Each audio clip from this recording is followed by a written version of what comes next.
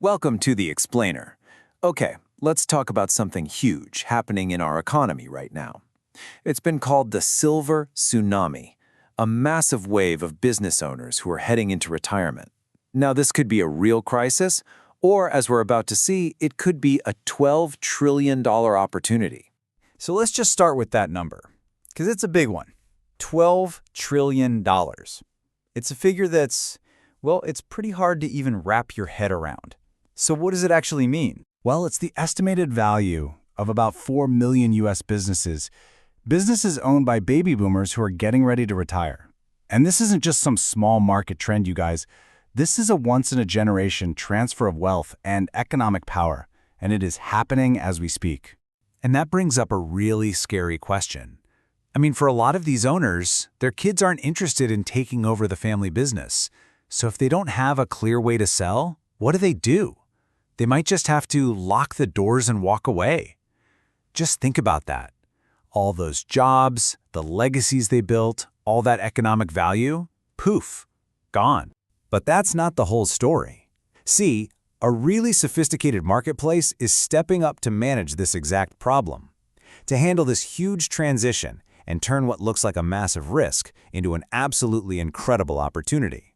And here's the key thing to get. Success in this market has nothing to do with luck.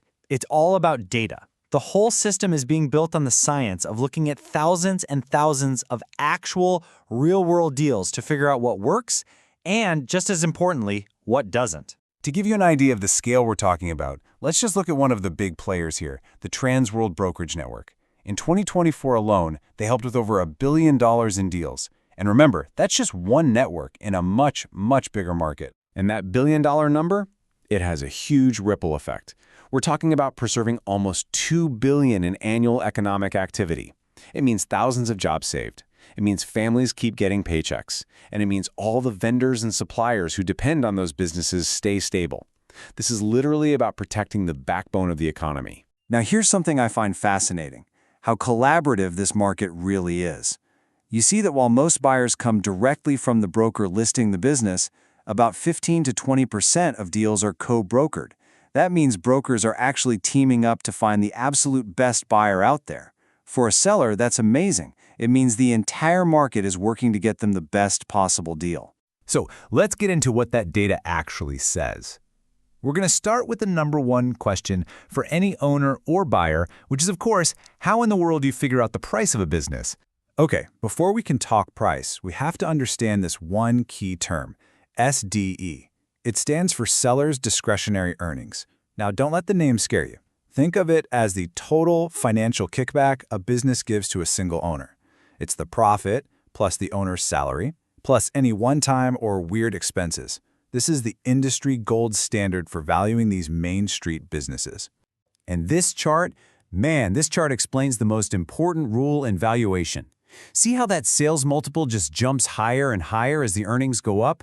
Why? Well, it's pretty simple. More profit means less risk. A smaller business might only get a multiple of 2 times its earnings, but a super profitable one, it's seen as way more stable, so it can command a multiple of 5 times or even more. Buyers will always pay a premium for stability. So just how important is getting that price right? Well, the data shows the line between success and failure is razor thin. Listings that actually sell are priced correctly using those SDE multiples. But what about the listings that just expire and go nowhere?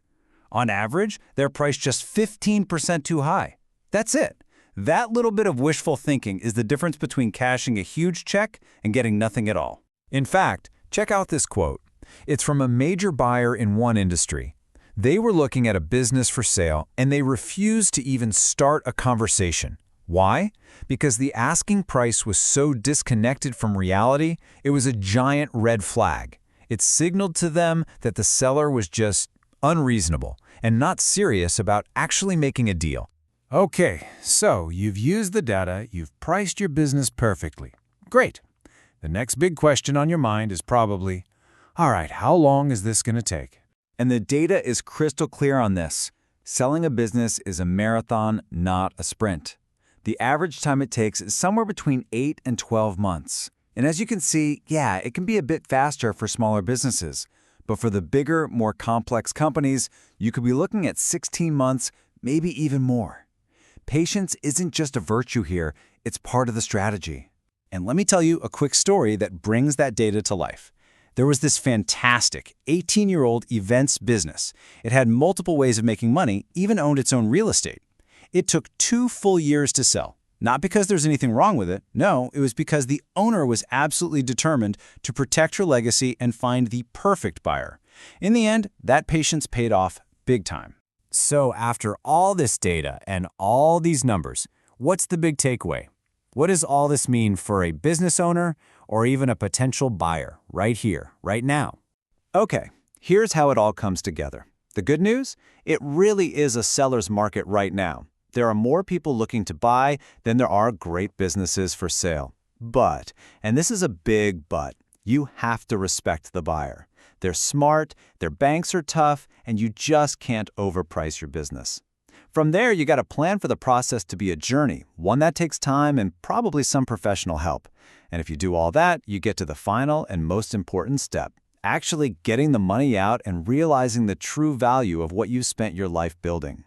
The silver tsunami is definitely here, but with the right data and the right preparation, it's not some scary wave to be afraid of. It's a wave of opportunity to ride. The market for great businesses is strong. The buyers are out there, and they are waiting. The only question left is your business ready?